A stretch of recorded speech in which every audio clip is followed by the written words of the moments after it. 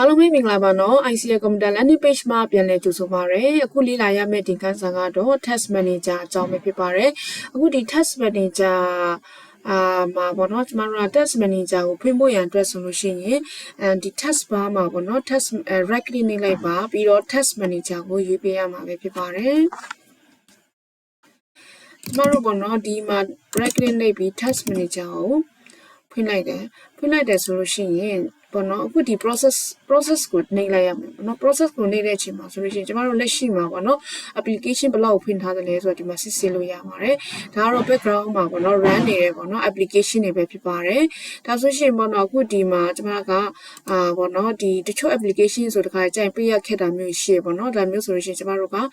ပေါ့နော်ကိုပိတ်ချင်တဲ့ application ကိုနှိပ်လိုက်ပါပြီးတော့လို့ရှိရင် end test ကိုနှိပ်ပေးရမှာဖြစ်ပါတယ် end test ကိုနှိပ်လိုက်လို့ရှိရင် auto ပိတ်သွားမှာပဲဖြစ်ပါတယ်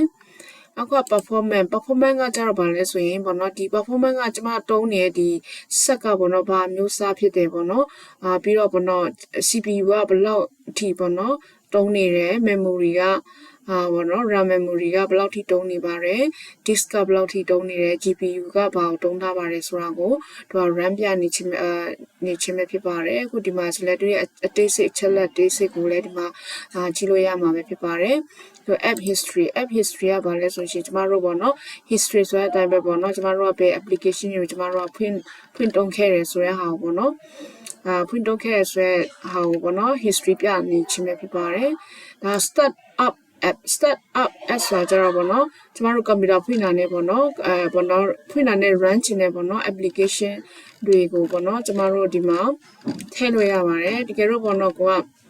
ဖြုတ်ချင်တယ်ပေါ့နော်ဖြုတ်ချင်တယ်ဆိုလို့ရှိရင်ကိုဖြုတ်ချင်တဲ့ပေါ့နော် application ပေါ်တစ်ချက်နှိပ်လိုက်ပါပေါ့နော်နှိပ်လိုက်ပြီးတော့လို့ရှိရင်ဒီပေါ်မှာ right click နှိပ်ပြီးတော့မှ disable နှိပ်လိုက်လို့ရှိရင်သူက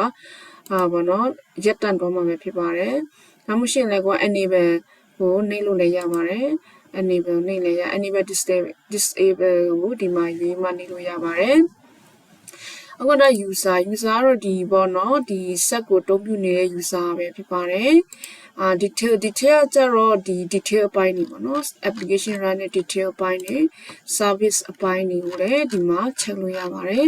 ကဲဒီလောက်ဆိုလို့ရှိရင်ပေါ့နော်မိတ်ဆွေအနေနဲ့ပေါ့နော် test manager အကြောင်းကိုပေါ့နော်အနေငယ်တီးတွားလောက်ပြီလို့ထင်ပါတယ်နားမလည်တာရှိလို့ရှိရင်လည်း comment မှာမိထားပြီးလို့ရပါတယ်အားလုံးကိုကျေးဇူးတင်ပါတယ်